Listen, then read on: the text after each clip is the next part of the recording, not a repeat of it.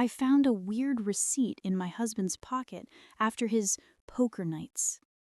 I don't know if I'm just being paranoid or if my world is about to fall apart. My husband, David, 33 Mem, and I have been together for 7 years. We have a good life. Stable. Maybe a little boring lately, but stable. About 3 months ago, David said his old college friends were reviving their guy tradition, poker nights, every Tuesday. He was so excited about it. I need to blow off some steam sometimes, Sarah, you get it. Of course, I got it.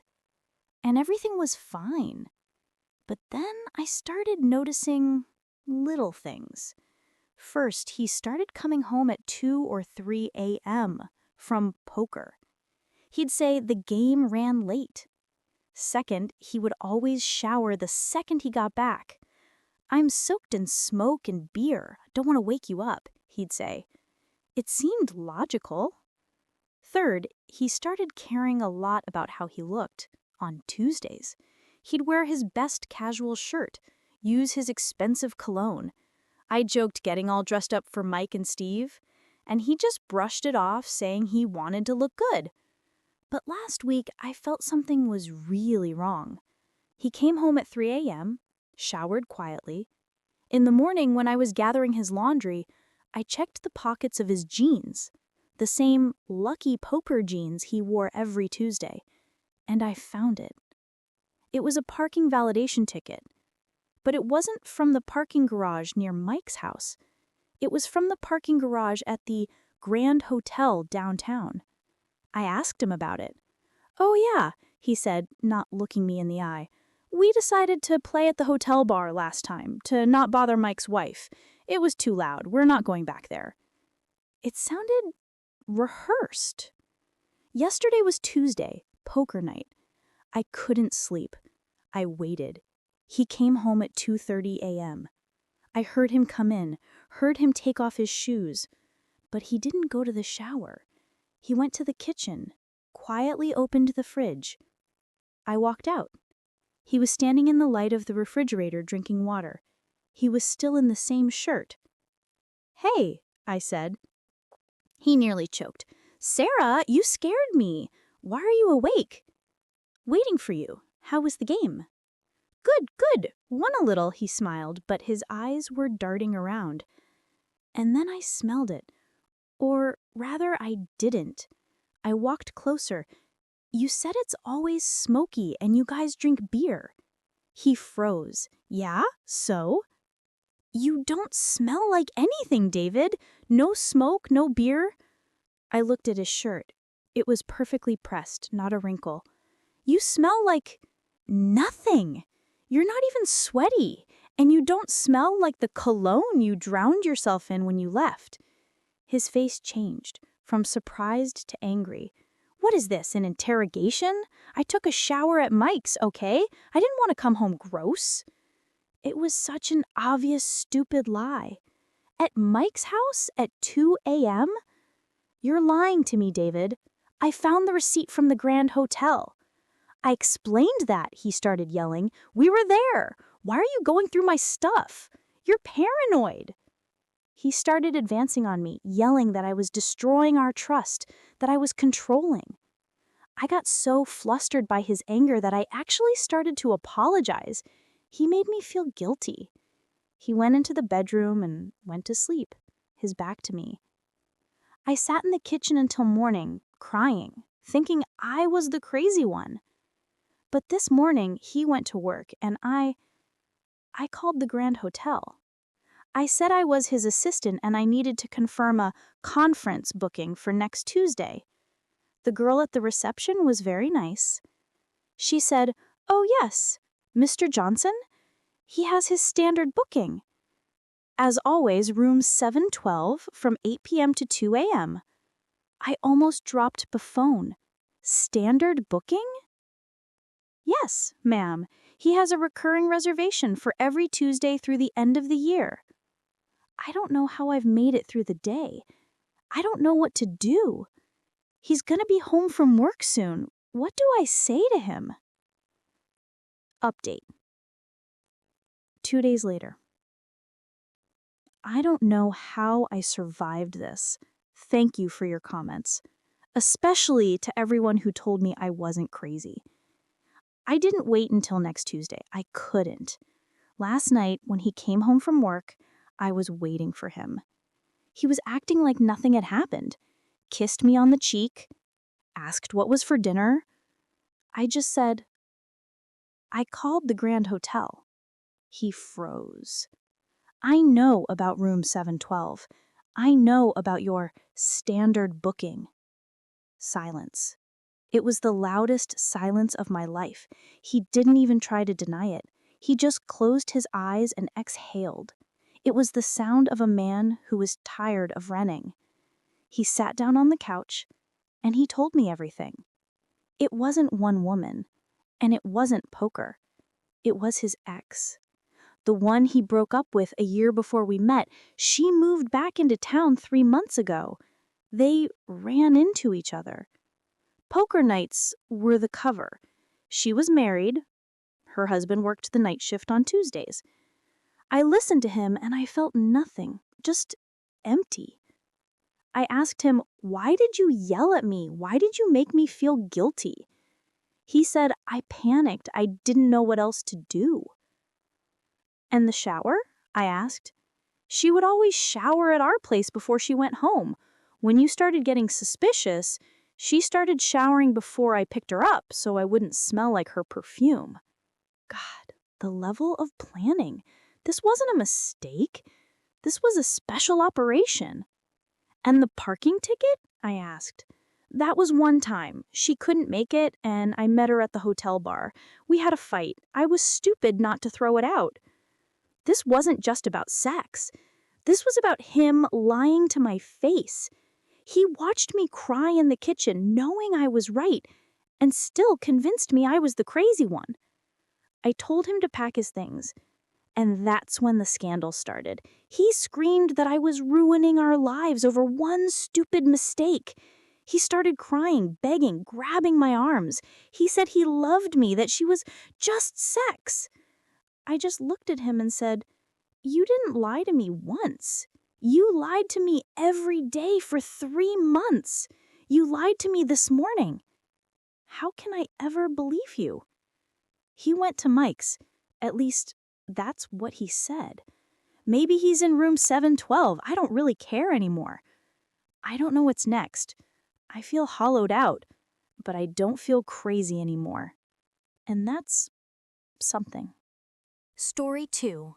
I found my husband's secret credit card. He said it was for my surprise. My husband, Mark, and I have been together for 5 years. We share our finances completely. I handle the bills. We have no secrets. Or so I thought. Last week, I was getting the mail and saw a letter from a bank I didn't recognize, addressed to Mark. I know, it's wrong, but I opened it. It was a credit card statement for an account I'd never heard of. It was opened 3 months ago. I looked at the transactions.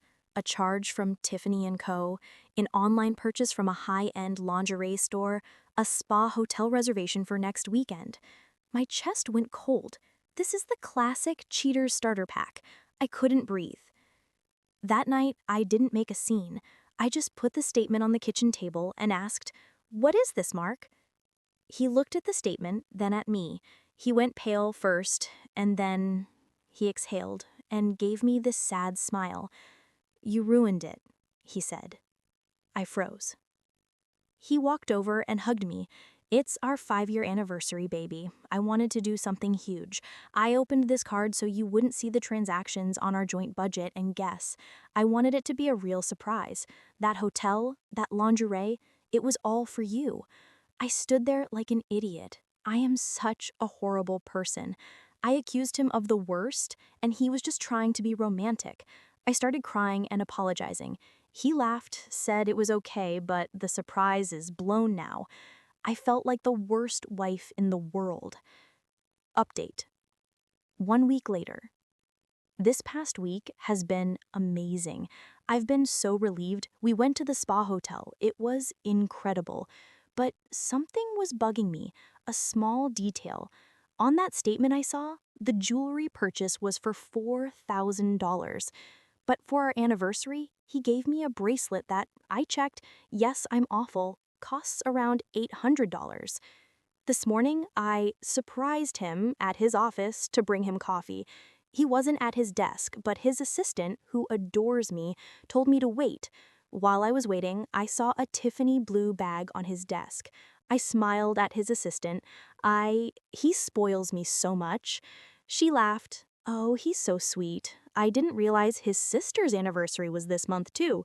He said that's who the gift was for when he picked it up last week. His sister? Doesn't have an anniversary. She's not even married. I felt the blood drain from my face. A gift for his sister? Yes, she said. That diamond pendant necklace. It's so beautiful. A necklace, not my bracelet. I mumbled that I forgot something in my car and left. He didn't open a secret card for me. He opened it to hide purchases for both of us. He bought me an $800 bracelet to cover his tracks when I found the statement. He used our anniversary as the perfect alibi, and the real gift, the necklace, was sitting on his desk waiting to be given to her. He made me feel guilty for catching him. I've been such a fool. Story 3. My girlfriend accused me of cheating. Her proof is what's scaring me. For the last month, my girlfriend, Anna, has been acting weird, distant, anxious, glued to her phone. I've been trying to figure out what's wrong, but she just brushes it off. I was starting to think she was cheating on me. But last night, it all blew up. I came home from the gym and she was waiting for me in the kitchen. Her eyes were red from crying. She just stood there, glaring at me with so much hatred. "What's wrong, Anna?"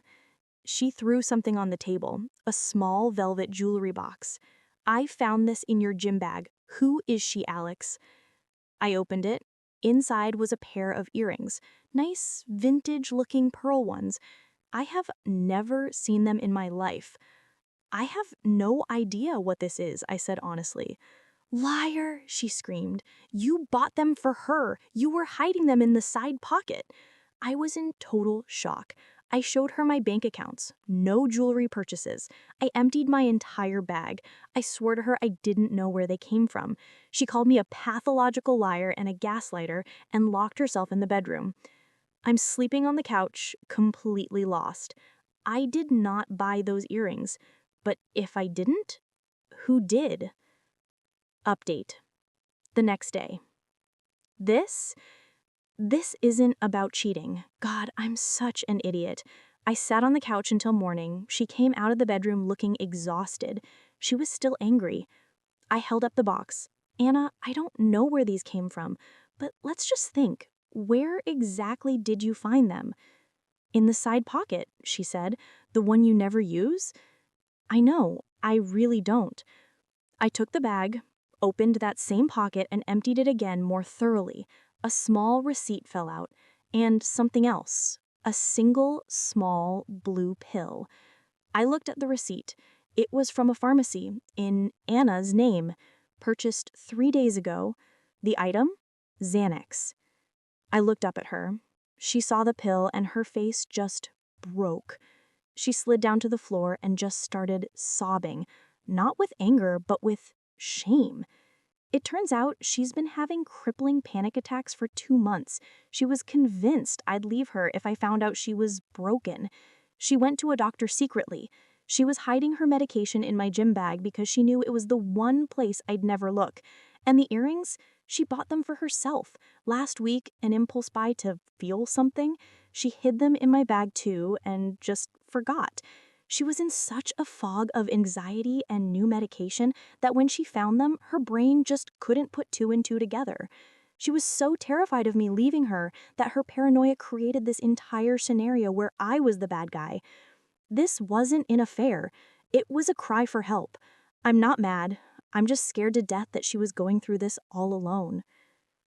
Story 4. My girlfriend keeps getting expensive, anonymous gifts. She swears she doesn't know who it is. I, 29 male, have been dating Lisa for 3 years. She's amazing.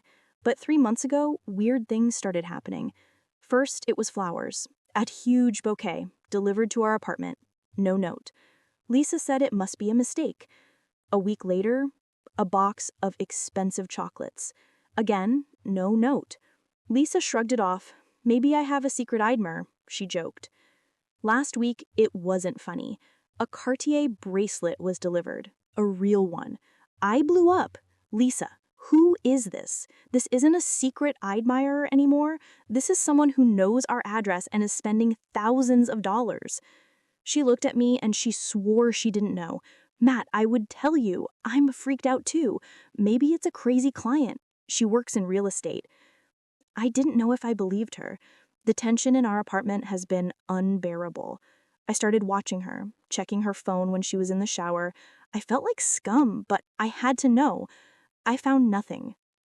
But yesterday, I came home early and I saw her getting out of a FedEx truck. Not just grabbing a package, she was in the passenger seat, getting out. They were laughing about something. She waved goodbye and walked into our building with a new box. I followed her inside. Who was that? She jumped. What? Just the delivery guy. You were in his truck, Lisa. She looked at me, and her face went hard. It's none of your business, Matt. My stomach dropped. It was him. She's cheating on me with the delivery guy. It's him, isn't it? I asked. He's the one sending you all this? What if it is? She suddenly screamed. What if he's at least paying attention to me? I was stunned. She started sobbing. I don't know who he is, Matt. I don't know who is sending this crap, but I know you haven't looked at me the way that delivery guy did in over a year. You're here, but you're not here. We fought for hours. It was awful. I left. I don't know if I believe her about the driver, but her words about me, they hit home. I don't know what's going on. Update. 1 month later. I'm writing this because I feel like the biggest piece of trash on earth. I didn't believe her. Our huge fight solved nothing.